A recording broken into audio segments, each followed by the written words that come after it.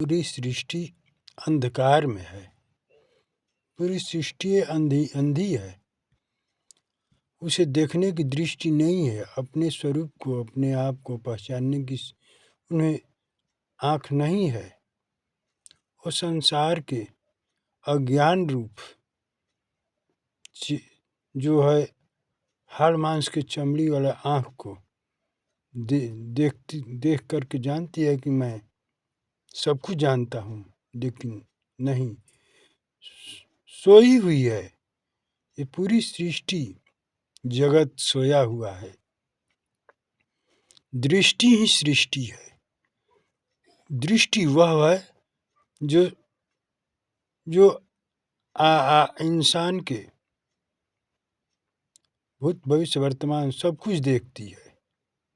वह आत्मा है। आत्मा की दृष्टि ही असली दृष्टि है। आत्मचक्षु कहा गया है। आत्मा की आँख से देखने वाला जो इंसान है वही जगा हुआ है, वही सृष्टि में जगा हुआ है। मैं तो देखता हूँ कि आत्मचक्षु तो है ही ना, सभी अंधे हैं। चमड़ी के आँख से देख करके, चमड़ी की बुद्धि से पहचानने वाले सभी जीव प्राणी संसार में भूले पड़े हैं। पूरी सृष्टि अंधकार में है। मोह और निशा सब सो अनिहारा, स्वप्न दिखाई जन विविध प्रकारा। मोह रूपी रात्रि में सोए हुए जीव भिन्न भिन्न प्रकार के सपनों को सजाने में संसार में लगे हुए हैं। ये मोह का सपना है। इस शरीर और संसार जो है क्षण भंगुर नश्वर जीवन है, थोड़े काल के लिए मिला हुआ है और तुरंत ही समाप्त हो जाने वाला है। ये नश्वर शरीर का कोई भरोसा नहीं है। ये पानी के बुलबुले के समान है, कब फूट जाए, हवा का झोंका लगते ही फूट जाएगा। इससे कोई सीमा नहीं है इसका। इसीलिए तू अपने चेतन स्वरूप को जान। तू सृष्टि में आया है तो सृष्टि में तुम एक जागृत प्राणी हो जा, जगा हुआ एक इंसान हो जा। क्यों सोया हुआ है? और पूरी सृष्टि अंधकार में है। मैं अपनी दृष्टि से देख करके मैं सत्य ही बता रहा हूँ, गलत नहीं बता रहा हूँ कि चेतना नहीं है किसी को, अपने आत्मस्वरूप नहीं का ज्ञान नहीं है। वो संसार और शरीर को ही देखता है। मैं हूँ और मेरा है, बस यही ज्ञान है उसका। झूठा नाम, झूठा रूप, झूठा परिचय, संसार को लेकर नाता, जाति, धर्म, पद, प्रतिष्ठा, वैभव, कुल, रीति, इसी में बंधा हुआ है। ये लौकिक व्यवहार कहे गए हैं। लौकिक व्यवहार में एक कुरीतियों के जाल में फंसा हुआ है। पंडा, पुजारी और झूठे गुरुओं के बंधन में फंसा हुआ है। ये खुद जो जगा नहीं हो कैसे दूसरे को जगा सकता है? खुद जिसकी दृष्टि नहीं हो दूसरे को कैसे दिखा सकता है?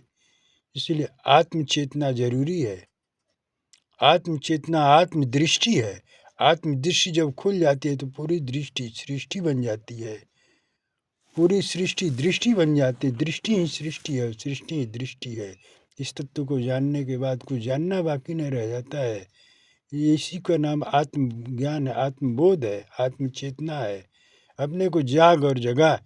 जो इंसान उसकी आत्मा जग जाती है वो तुरंत ही संसार से माया मोह के बड़ी निद्रा से छोड़ करके वो तुरंत सचेत होकर के अपनी यात्रा पर चल देती है। 84 लाख योनियों से तुरंत पार कर जाती है और मुक्त हो जाती है। अपनी चेतना में जा कर के ही वो स्वरूप बोध प्राप्त करके ही जीव मुक्त हो सकता है। संसार में और कोई रास्ता नहीं है। न आत्मा के मोक्ष है, न मुक्ति है, न बंधन है, न आवागमन है, न 84 लाख योनियों में बंधने वाली है। पर अज्ञानता के कारण ही बंधी हुई जीव, मन के कारण बंधी हुई। मन संसार में जो कहता है कि मैं हूँ और मेरा है, ये आदमी है, जो व्यक्ति है, जो कहता है कि मैं अपने मन के अनुसार चलूँगा और करूँगा, उसका मन ही मालिक है। इसीलिए जीव अपने मन के अधीन होकर बंधा हुआ इस प्रकृति में एक माया के जीव है, और जीव ज्ञान में बंध करके जीव जन्मों जन्मों से भटक रहा है। उसको रास्ता बताने वाला सही मार्ग ही नहीं पाता है कि निकल पाए, न कोई बताने वाला है, न मिल पाता है उसको। इसीलिए अभी और इसी क्षण तू अपने अपने स्वरूप को जान करके, अपने अमर तत्व को जान करके, अपने अविनाशी स्वरूप को जान करके तू इसी क्षण मुक्त हो जा। मुक्ति और मोक्ष और बंधन तेरा नहीं है, ये मन का मोक्ष और मुक्ति और बंधन होती है। मन एक जीव कहलाता है, जीव है जो शरीर में रहकर शरीर के विषय में भोगों में लिपटा हुआ वासनाओं में जी रहा है। इसीलिए हे जीव, तू मुक्त ही है। अभी इसी क्षण तू मुक्त हो जा और अपने अविनाशी स्वरूप को प्राप्त करके और अमर हो जा। अमृत को प्राप्त कर ले, अमृत को जान जा, और यही अमृत है। इससे जीव बोध का ज्ञान तू छोड़ दे और अपने जीव ज्ञान को भूल करके अपने ब्रह्म ज्ञान, अपने आत्मज्ञान को जान करके अभी और इसी क्षण मुक्त हो जा। बस मैं तो यही केवल दुनिया को देख करके जगाने के लिए प्रयास करता हूँ, रास्ता दिखाने के लिए प्रयास करता हूँ, पर दुनिया ऐसी अंधी है, मोह रूपी रात्रि में सोई हुई है। मोह रूपी रात्रि में पूरी सृष्टि सोई हुई है। उसे मोह माया ममता की अंधेरी रात उसको अंधा बना दिया, आँख ही नहीं है को देख सके। पर वो इसीलिए जीव कहलाता है, इसीलिए जीव ज्ञान है उसके पास। और जीव ज्ञान से जीव मुक्त नहीं होगा जब से आत्मज्ञान नहीं होगा, उसको अपने स्वरूप का बोध नहीं होगा। अपने स्वरूप का ज्ञान, अपने को जान जाना ही अपने स्वरूप का बोध का ज्ञान है, अपनी आत्मज्ञान है।